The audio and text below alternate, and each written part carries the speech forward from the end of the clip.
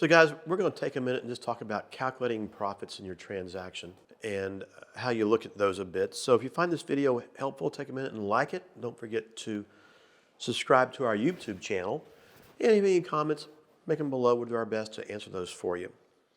So one of the most important things is when we're getting ready to buy a property, it's not just, oh, we got a deal because someone's willing to sell their house subject to the existing debt. No. What is this property actually worth?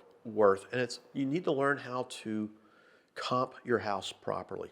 Sure, you can get an appraiser, and he might be pretty close. Again, an appraisal is just an opinion of value, nothing more.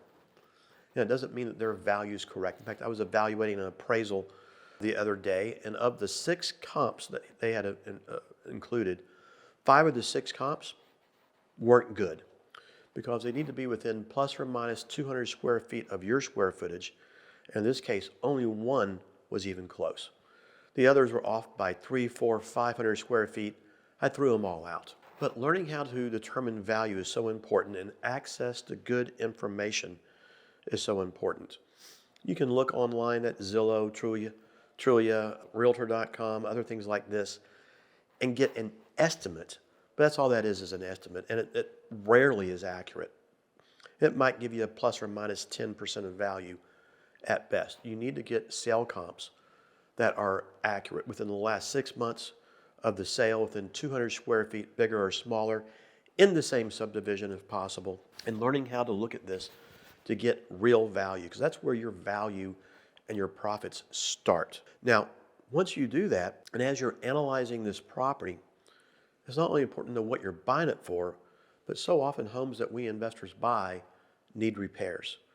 And you need to know how to analyze repairs properly. If you don't know how to do this, take courses that teach you how to do this, meet with contractors, talk with contractors, find out what it costs to paint a house, put a roof on, windows, garage doors, siding, outside paint, HVAC, sewer lines, gas meters, gas lines, electrical panels, rewiring, whatever it might be.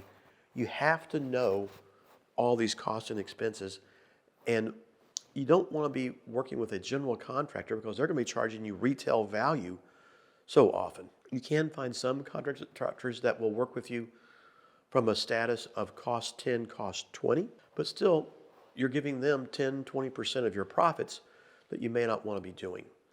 So oftentimes we in the investment world become the general contractor because you learn that that's how we make money, by saving money. And we hire subcontractors to do the various work.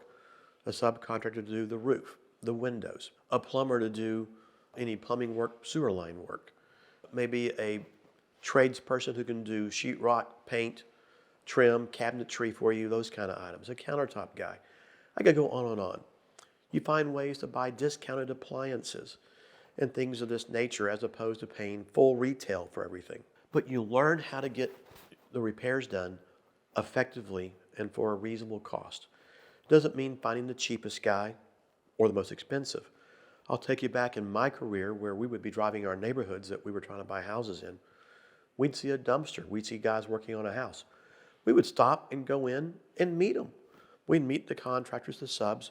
We'd ask questions, get their cards, so we could interview them down the road later. We'd drive back by that house, see how it's coming along, what it looked like.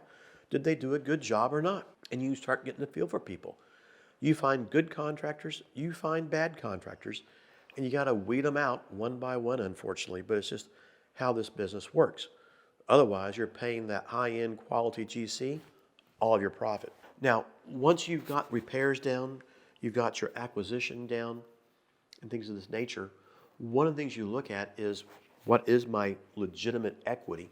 What was my cost to buy this house? No, how did I buy it? With cash, private capital, hard money lending. There's costs and expenses to all of that. What are my sale costs and expenses? Realtor fees, title fees, insurance out there, holding costs along the way that I have to take into consideration. What were my repair costs? And then I look at a legitimate net profit if I'm going to do a fix and flip. On the other hand, if I'm buying this home and I'm intending to lease it or sell or finance it on the back end, I want to see what my rate of return is going to be. But really what I care about is what's my cash flow. And in my world, I look at how fast can I pay off my existing debt. If I'm obligated, such as through a bank loan, to pay my debt off, I want to pay it off as fast as possible. On the other hand, if it is a creative finance deal I bought subject to or with owner financing, maybe I don't care about paying it off.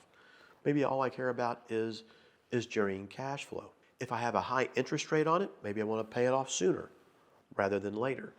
But if I have a low interest rate, maybe I just want to keep it as a commodity and collect my cash flows and move on.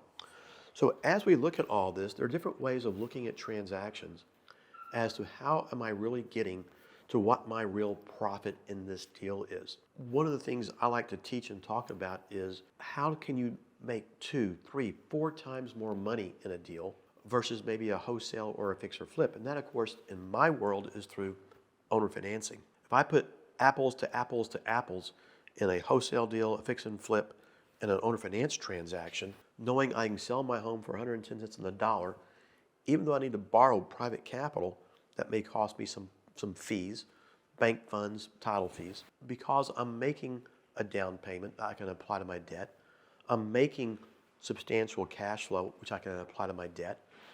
Within a 2-year period, if I learn how to sell the mortgage into what we call the secondary marketplace, I can often show you how you can 3x, 4x, 5x profit over a wholesale or a fix and flip on that one single property.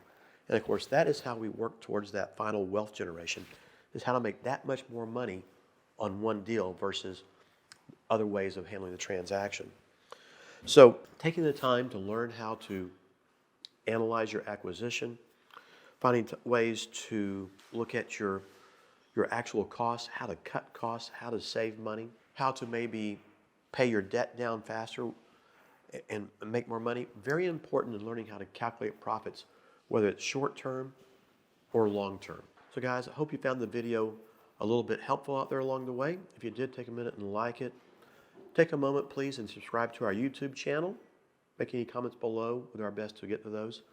And we'll look forward to seeing you all next time.